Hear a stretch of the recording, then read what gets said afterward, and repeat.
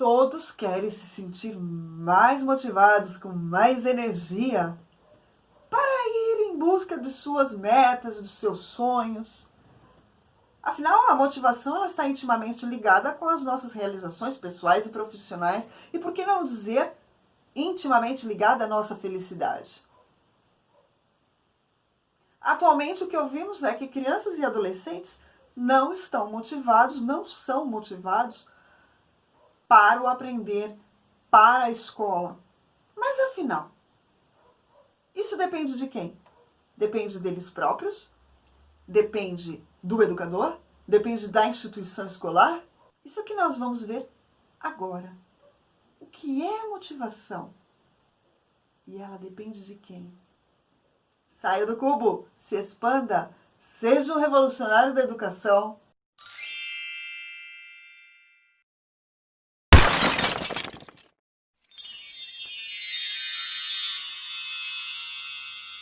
Eu sou o André Santaterra e este é o canal Confraria Revolucionária. Se o conteúdo faz algum sentido para você, deixe seu like, se inscreva no canal, compartilhe o vídeo.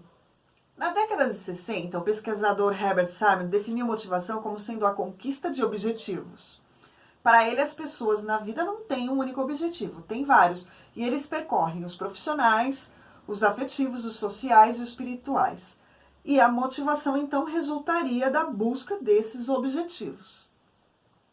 Já na década de 90, Albert Bandura define a motivação como sendo um fenômeno complexo que avalia múltiplos possíveis caminhos para se chegar à satisfação.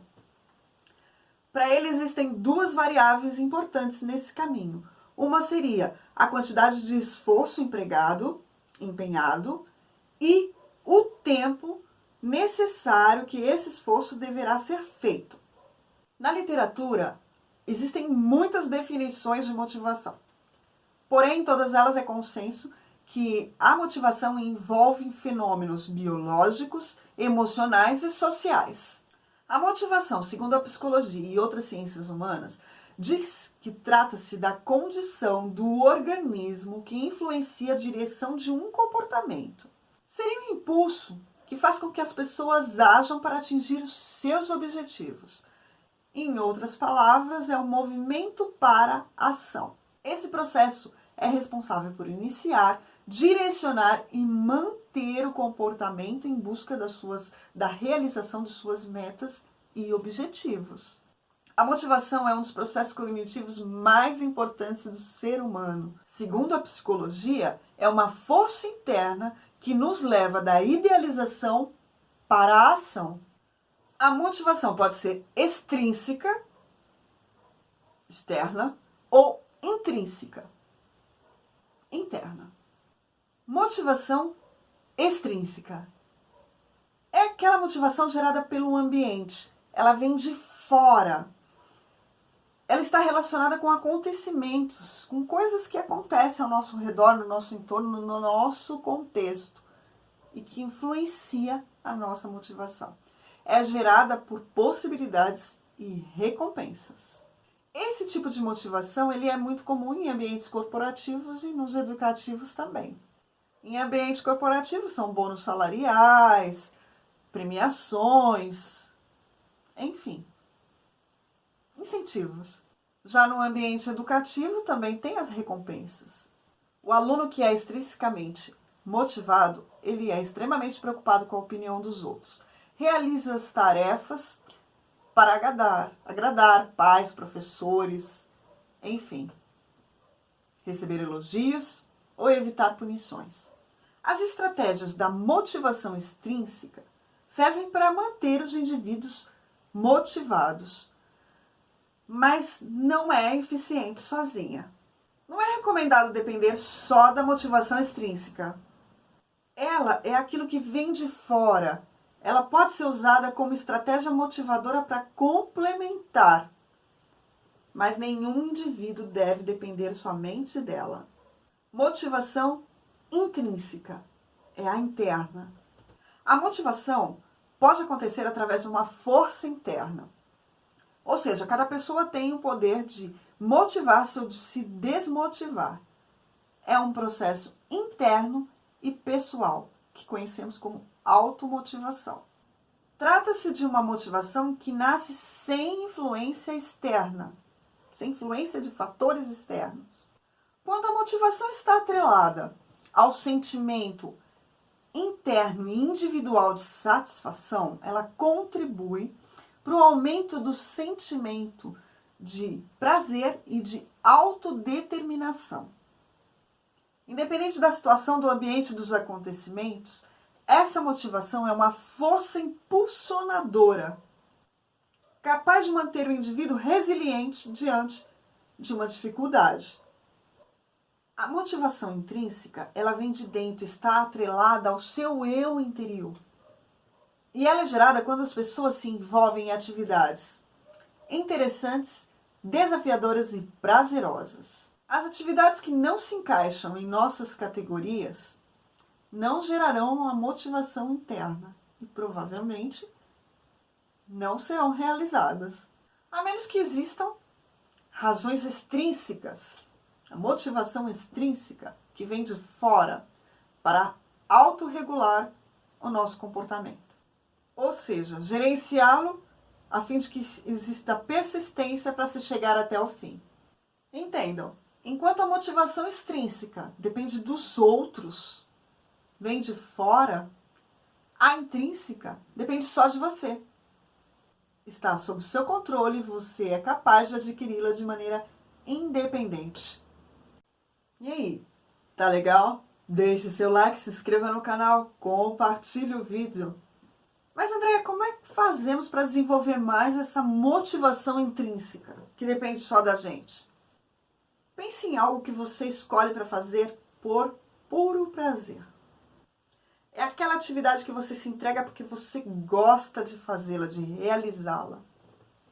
Neste momento você está intrinsecamente motivado. A motivação intrínseca reflete a tendência humana de engajar-se em atividades desafiadoras e interessantes em termos de desenvolvimento e aprendizado. E o que é o autoconceito? Autoconceito é a imagem que temos de nós mesmos. É como nos vemos. São as nossas crenças, são as crenças sobre os nossos próprios atributos, competências e habilidades e como nós as avaliamos. Exemplo. Alguém que tenha dentro de si, seus valores, no seu eu interior, a preocupação com pessoas economicamente menos favorecidas, vai se engajar em atividades que envolvam essas situações facilmente. Ela vai estar motivada intrinsecamente. É uma coisa que ela faz porque é um valor dela, ela se preocupa. Então ela vai fazer feliz, muito bem, não vai ver o tempo passar. Segundo Deci Rian, essa motivação resulta da sensação de realizar uma atividade de forma autônoma, competente e com relacionamento ou conexão. E o que significa isso? Para eles, autônomo significa estar no controle da própria vida e agir em acordo com o seu eu interior. Competente é realizar algo muito bem. E com relacionamento ou conexão significa desejo de interagir e se conectar, de ajudar alguém. Em resumo, significa realizar algo sozinho, muito bem, e conectando-se com as pessoas, em benefício de outras pessoas. Na área de psicologia, Maslow criou a sua teoria para motivação. Ele disse que o homem se motiva quando tem as suas necessidades supridas. Segundo ele, existem níveis a serem vencidos. Conquistado o primeiro nível, motiva-se para ir para o segundo. Conquistado o segundo, motiva-se para ir para o próximo e assim consequentemente. Maslow hierarquizou essas necessidades humanas na seguinte ordem: necessidades de autorrealização, autoestima, necessidades sociais, de segurança e fisiológicas. É entendido o que é a motivação extrínseca, o que é a motivação intrínseca e elas dependem do quê? Agora vamos ver tudo isso no contexto educativo.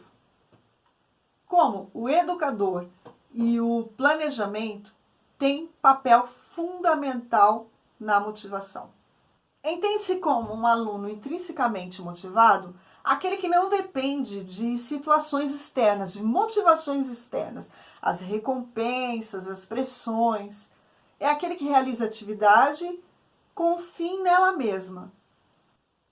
Em outras palavras, a atividade é realizada, é valorizada por ela mesma. É o que nós costumamos chamar de aluno interessado. Esse estado motivacional produz um completo envolvimento com a tarefa, com a atividade, a persistência, a concentração intensa, o desligamento do tempo e o prazer. É o que o psicólogo húngaro Csikszentmihalyi rotulou como estado de fluir. Retomando a teoria de Maslow, ele diz que a criança ou adolescente, enfim, o aluno, ele vai se motivar a subir para o próximo nível se as necessidades desse primeiro nível estiverem todas satisfeitas. E segundo ele, devemos levar em consideração os aspectos, os fatores socioeconômicos e biológicos também, porque eles condicionam a motivação. O educador não pode considerar o problema de desinteresse do aluno, da criança e do adolescente só como uma questão psicológica.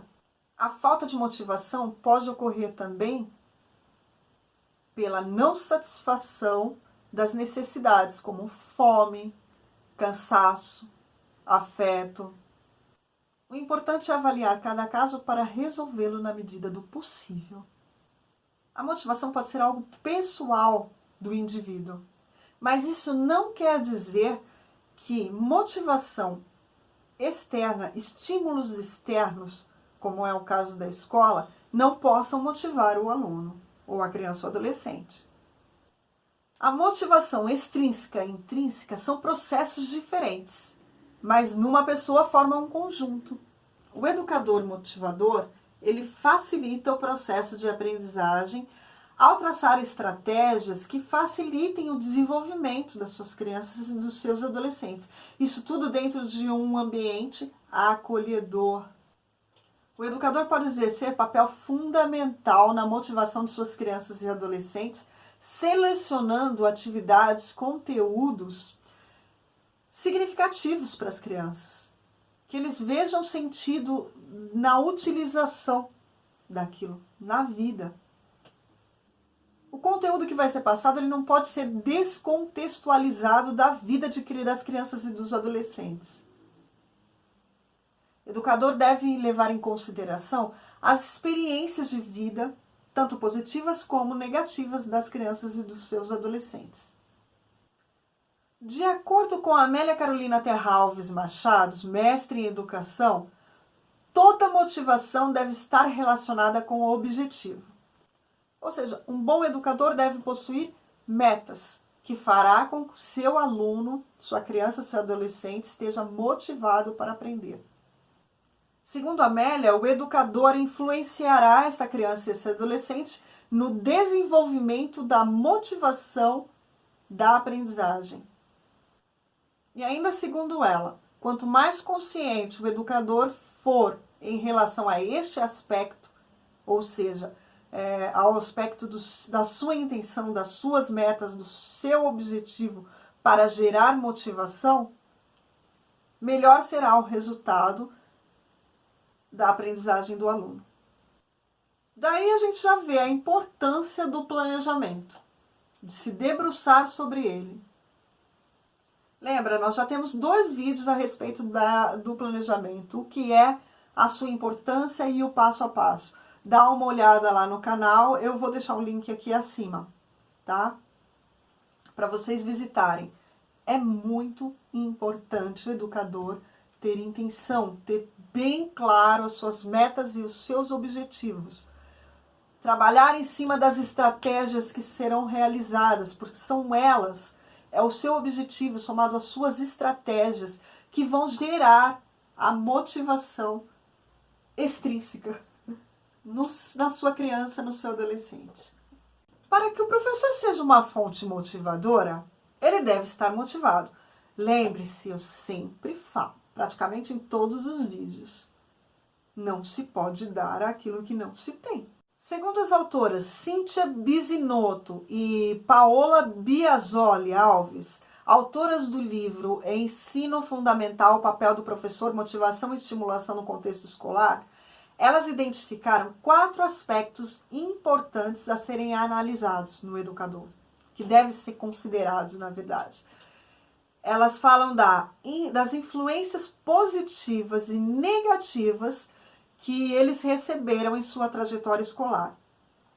E falam da sua experiência profissional e da formação pedagógica. Em suma, quer dizer o quê? Quer dizer que as influências positivas e negativas que esse educador teve com relação ao seu tempo de escola vão influenciar na sua motivação. A sua experiência pedagógica também. E a sua formação também. Um educador que se sente comprometido com suas crianças e adolescentes conhece e utiliza recursos que os motivarão a fim de proporcionar a aprendizagem. Sabe aquele educador, aquele professor que você fala assim, nossa, eu não gostava dessa matéria, mas esse professor chegou e eu consigo fazer as coisas, eu gosto de realizar as atividades, os exercícios. É isso. É o educador que está comprometido com suas crianças, com seus adolescentes, com o processo de ensino e aprendizagem. E busca os recursos necessários para motivar os seus alunos. O que tem que ficar bem claro é qual é o significado dessa atividade, qual é a utilidade dessa atividade, desse conteúdo na vida desta criança, deste adolescente. Isso motiva muito, saber para que utilizar aquilo, aonde vai usar aquilo. Se eles não percebem a utilidade, o interesse tende a diminuir. E isso acontece conosco também, os adultos. Se a gente não sabe para que está aprendendo aquilo, se dispersa. Despertar a curiosidade de crianças e adolescentes é essencial e é no planejamento que você define isto. E para isso é imprescindível que o educador conheça a realidade de vida da sua criança e do seu adolescente. Isso vai fazer muita diferença no planejamento. Saber quais são seus interesses, seus sonhos, o que eles almejam para o futuro. Isso tudo influenciará na forma com que você passará esse conteúdo, essa atividade, nas estratégias que você utilizará. Por exemplo, se você sabe que esta criança, que esse adolescente, tem o sonho de trabalhar no teatro, ser atriz, ator, você tem um conteúdo que você tem que passar. Transforme-o, utilize-o em forma de teatro. Inclua o teatro como sendo uma das estratégias para se chegar ao objetivo. O educador motivador é aquele que permite com que sua criança e seu adolescente mostre o seu lado criativo. Dá tempo para ele pensar, dá tempo para ele elaborar as suas próprias hipóteses, as suas próprias soluções para as questões. O educador deve criar um ambiente motivador. Isso significa desenvolver situações de aprendizagem em que a criança, o adolescente, sejam protagonistas. Tenham papel ativo na construção de conhecimento. Segundo Josemara Ferreira Mogno, mestre e doutora em psicologia na área de concentração e em avaliação psicológica, os fatores que permeiam um educador motivador, um professor motivador, seriam envolvimento e dedicação no trabalho, habilidade para perceber seu aluno de forma individualizada, afetividade, equilíbrio com as cobranças dos conteúdos acadêmicos, prática pedagógica, responsabilidade, paciência, compreensão e amorosidade. O educador é, por excelência, um agente motivador dentro da instituição escolar. precisa ter o compromisso pessoal com a educação, ter entusiasmo, ter prazer, demonstrar amor pelo que faz. É assim que ele vai motivar. 50% do trabalho está só aí. Amar o que se faz. Estar em congruência com o seu eu interior. Lembra? Motivação intrínseca. É isso. O educador é aquele que estabelece a relação de afetividade com a criança e com o adolescente e com conteúdo também, com a atividade que está proporcionando. Lembre-se que a qualidade das relações dentro da sala tem implicações diretas na motivação de crianças e adolescentes. Saia do cubo, se expanda, seja um revolucionário da educação.